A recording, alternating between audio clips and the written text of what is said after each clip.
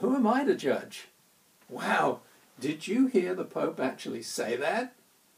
Never thought I'd hear the head of any church, let alone the head man of a Catholic church, say it. And about homosexuality, no less. Times are changing, that's for sure. But I can't help thinking that the conservative wing of the Vatican is probably thinking they made a terrible error in electing someone so liberal and humble.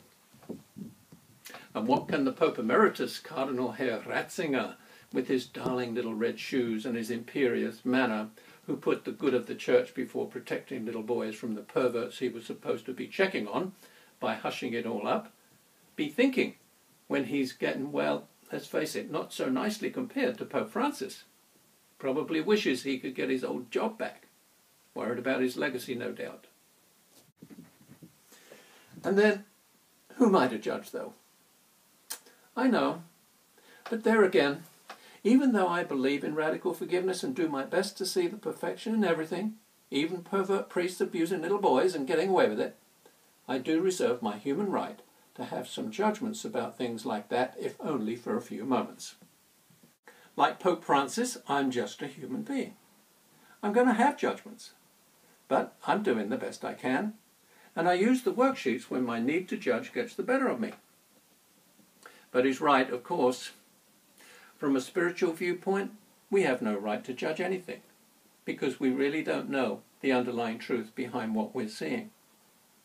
What we see is only what our ego wants us to see, in order to keep us separate and in fear.